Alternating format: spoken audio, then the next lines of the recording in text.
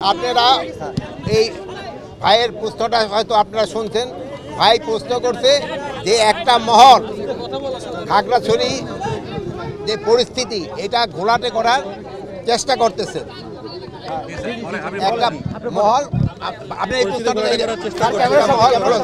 এটা আপনারা দেখবেন আমাদের দেশে কিন্তু একটা এখন সনাতন ধর্মীদের একটা সবচেয়ে বড় উৎসব কিন্তু চলছে।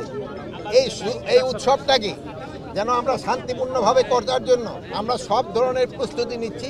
বাট একটা মহল যারা চাচ্ছে যে এই উৎসবটা যেন ভালোভাবে এবং ধর্মীয় উদ্দীপনার সাথে এবং উৎসব মুখরভাবে হইতে না পারে, এই জন্য একটা মহল কিন্তু চেষ্টা করতেছে। এই একটা মহলে কিন্তু এই খাগড়াছড়িতে এই ঘটনাটা ঘটাচ্ছে। ওয়ালটন এখন দেশের সীমানা পেরিয়ে পৌঁছে গিয়েছে 50টিরও বেশি দেশে।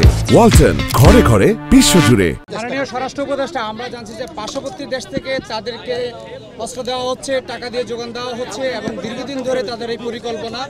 আমরা দেখেছি সেখানে একজন বক্তব্য দিয়েছে এটাকে ভারতের যেন একটা রাষ্ট্র হিসাবে বা একটা প্রদেশ হিসাবে যেন নিয়ে যাওয়া হয়। সেই বিষয়ে আপনারা কী ধরনের পদক্ষেপ নিচ্ছেন? আর সেখানে একটা ঘটনা ঘটেছে, 3 জন নিহত হয়েছে, আইনশৃঙ্খলা বাহিনীর সদস্য আহত হয়েছে। এই বিষয়ে আপনাদের পরিকল্পনাটাকে বলেন। এই পরিকল্পনা আপনি ভাই যে প্রশ্নটা করলেন, ভাই কিন্তু একটা সত্যি প্রশ্ন করছেন। আপনি দাঁড়ায় এই যে প্রশ্নটা করছেন, ভাই যে প্রশ্নটা করছেন, আবার আপনি প্রশ্নটা একটু বলেন, ওনারা তো শুনে নেই। বলা যায় ইন্ধনে বা ফ্যাসিস্টদের ইন্ধনে এই ঘটনাটা ঘটাচ্ছে।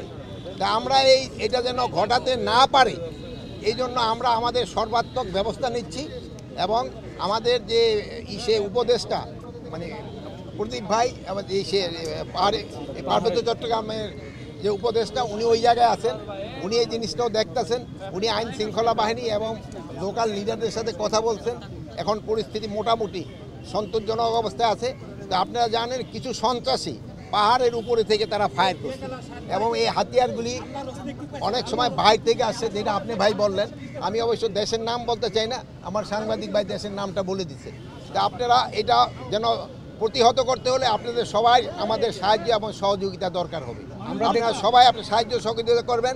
আরেকটা জিনিস হলো, আপনারা সবচেয়ে বলবেন যে গতকাল থেকে কিন্তু আমাদের একটা বড় ধর্মীয় উৎসব শুরু হয়ে গেছে।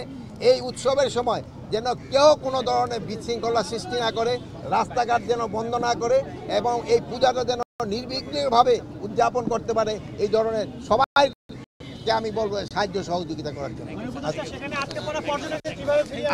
আটকে পড়া পর্যটকদের কিন্তু ম্যাক্সিমামই কিন্তু ফিরিয়ে নেওয়া হয়েছে।